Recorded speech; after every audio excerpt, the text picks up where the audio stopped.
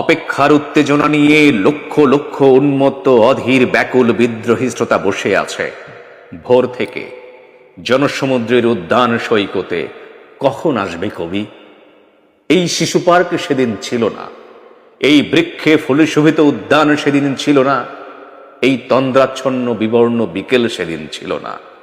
তাহলে কেমন ছিল সেদিনের সেই বিকেল বেলাটি? তাহলে কেমন ছিল শিশু পার্কে, বেঞ্চে, বৃক্ষে, ফুলের বাগানে ঢেকে দেয়া এই ঢাকার হৃদয় মাঠখানি? জানি সেদিনের সব স্মৃতি মুছে দিতে হয়েছে উদ্যত কালো হাত।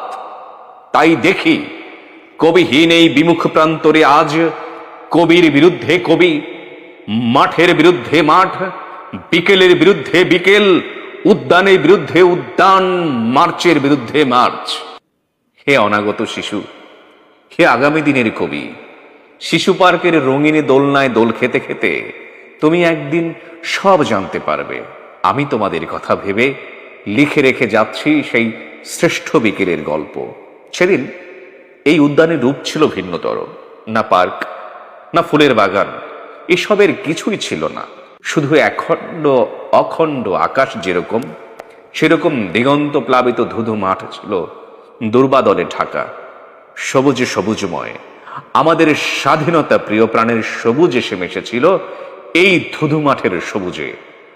কপালে কবজিতে লাল শানু বেঁধে এই মাঠে ছুটে এসেছিল কারখানা থেকে লোহার শ্রমিক, লাঙল জোয়ান কাঁধে এসেছিল ঝাঁক বেঁধে উলঙ্গ কৃষক, পুলিশের অস্ত্র কেড়ে নিয়ে এসেছিল প্রদীপ্ত যুবক, হাতের মুঠোয় মৃত্যু, চোখে স্বপ্ন এসেছিল মধ্যবিত্ত, নিম্ন মধ্যবিত্ত, করুণ কিরানি, নারী, বৃদ্ধ, বেশ্যা, ভবঘুরে আর তোমাদের মতো শিশু পাতাকুড়েনীরা দল বেঁধে একটি কবিতা পড়া হবে। তার জন্য কি ব্যাকুল প্রতীক্ষা মানুষের! কখন আসবে কবি, কখন আসবে কবি? শত বছরের শত সংগ্রাম শেষে রবীন্দ্রনাথের মতো দৃপ্ত পায়ে হেঁটে অতঃপর কবি এসে জনতার মঞ্চে দাঁড়ালেন। শত বছরের শত সংগ্রাম শেষে রবীন্দ্রনাথের মতো দৃপ্ত পায়ে হেঁটে অতঃপর কবি এসে জনতার মঞ্চে দাঁড়ালেন। তখন পলকে দারুণ ঝলকে তরিতে উঠিল জল, হৃদয়ে লাগিল দোলা, জনসমুদ্রে জাগল জোয়ার, সকল দুয়ার খোলা।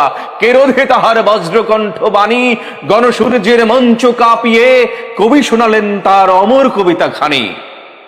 এবারের সংগ্রাম আমাদের মুক্তির সংগ্রাম, এবারের সংগ্রাম স্বাধীনতার সংগ্রাম।